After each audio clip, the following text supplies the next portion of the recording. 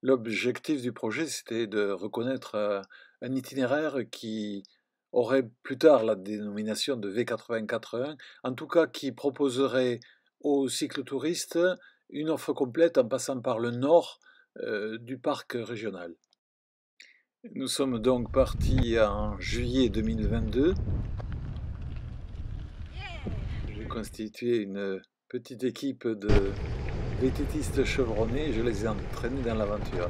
Ici, nous traversons le Causse de Cocalière, le fameux chemin blanc, qui est un parcours absolument magnifique et qui traverse une zone Natura 2000. Je vous laisse apprécier, il faisait très beau, voire très chaud.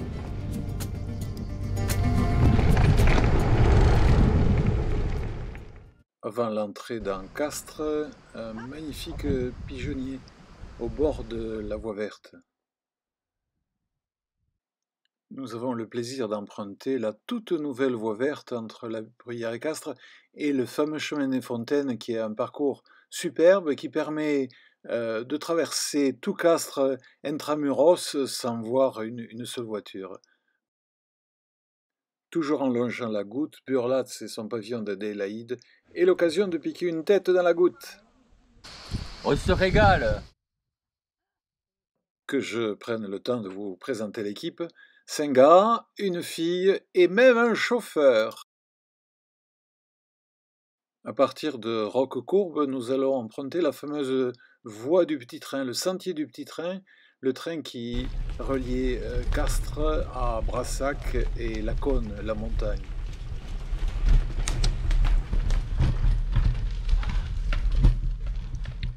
Inutile de vous dire que si ce sentier est emprunté par des randonneurs à pied, il n'est encore pas aménagé pour les vélos. Et au sol reste parfois le ballast, en tout cas des gros graviers, des grosses pierres qui rendent la progression difficile. Partout se lit l'énorme travail des hommes qui ont œuvré pour arracher à la montagne des pans entiers de murailles et laisser passer l'itinéraire. Ce chemin est un support de multiples voies piétonnières pour le moment. Nous avons l'espoir un jour qu'il sera utilisable par les vélos. Cueillette des pommes sauvages égale compote rustique à midi.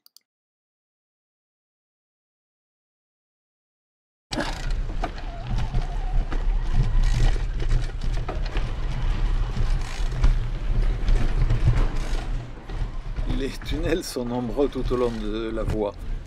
Ne croyez pas qu'on a passé la journée dans le noir. En tout cas, quand il fait chaud, c'est vraiment très agréable de rester un petit peu à l'ombre.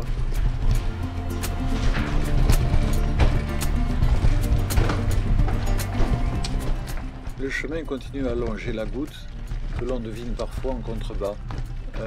Il faut avouer que tel quel, c'est plutôt pénible et un VTT avec des suspensions est le bienvenu. On espère, on imagine, on croit que dans un futur plus ou moins proche, ce chemin sera aménagé beaucoup plus roulant.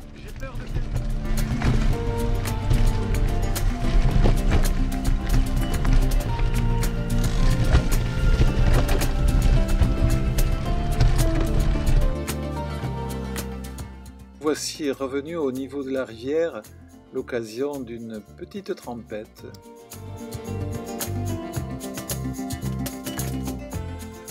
Où l'on retrouve la petite voie verte de Brassac, très sympathique, qui longe la goutte, un peu trop courte à notre goût, mais qui a le mérite d'exister.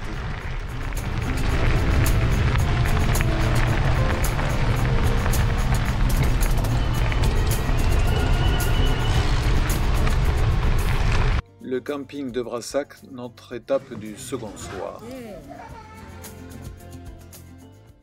À partir de Brassac, nous allons nous élever progressivement vers ce qu'on appelle la Montagnole et traverser la magnifique forêt du Montagnol.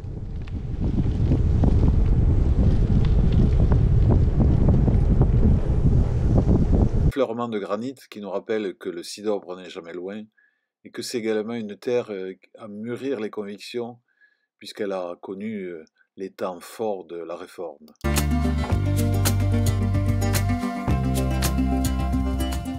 de Château de la Case, en vallée du Gijou, où nous avons pu visiter une expo temporaire. Et peu après Gijounet, nous attaquons la superbe voie verte Gijounet-Laconne.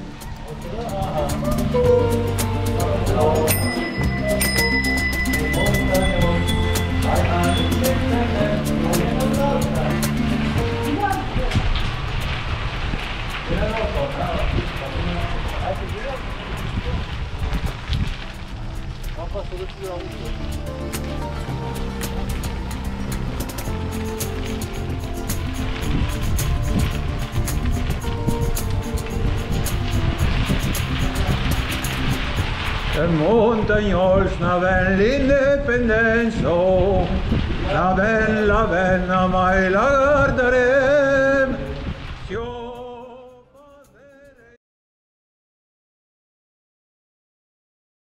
Le soir, nous faisons halte au camping de Laconne, capitale de la charcuterie. Le lendemain, on va s'attaquer à la partie la plus élevée de notre périple.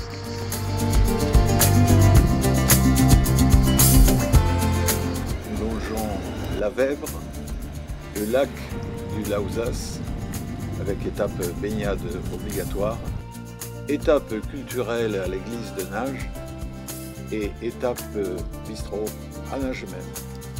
Peu après, nous retrouvons le chemin de Saint-Jacques, le fameux GR 653, qui nous offre de magnifiques passages en sous-bois dans des voûtes de hêtres et de chênes, un pur bonheur.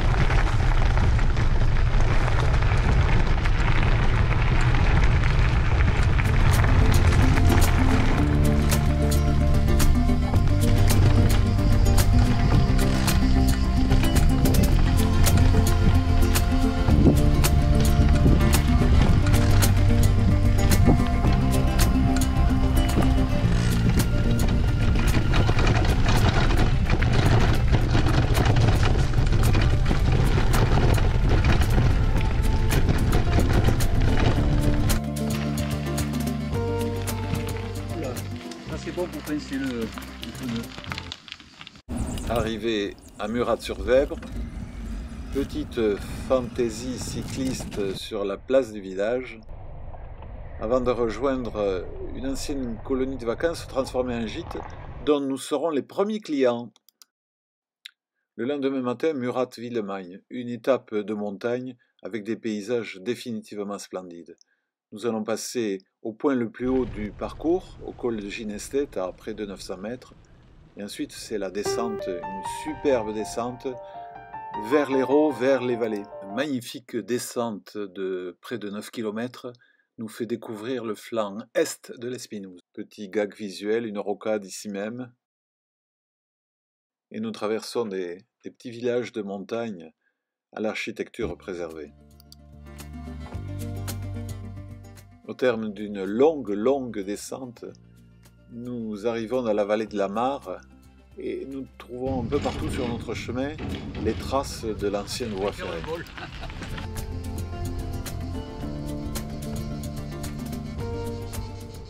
Entre Andabre et Saint-Gervais-sur-Mare, l'ancienne voie ferrée a été transformée en voie verte tout à fait praticable par nos vélos. La végétation a complètement changé, oliviers, vignes, garrigues, maquis. Nous sommes vraiment en milieu méditerranéen. Boussagues, niché dans les collines. Un village avec une architecture remarquable. Il serait vraiment trop dommage de passer à côté.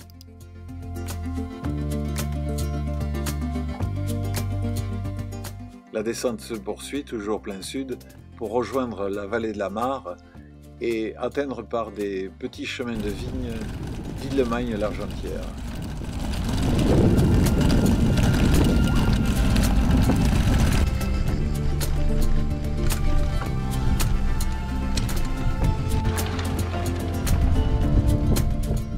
Et enfin, pour boucler la boucle, retour par la voie verte Bédarieux-Mazamet, passe au Pays. Cette semaine fut une belle aventure à la fois sportive et humaine. Mais au-delà de ça, nous sommes convaincus de la faisabilité de l'itinéraire. Nous l'avons parcouru facilement en 6 jours. Nous sommes absolument persuadés de sa pertinence, de ses énormes qualités à la fois paysagères et patrimoniales. Et il complète heureusement l'offre du parc avec la transversale Mazamet-Bédarieux, passe au Pays, l'itinéraire du Sud, la Velle Occitanie. Désormais, je n'ai plus qu'une hâte, c'est que cet itinéraire soit enfin reconnu pour ce qu'il est, jalonné et officialisé.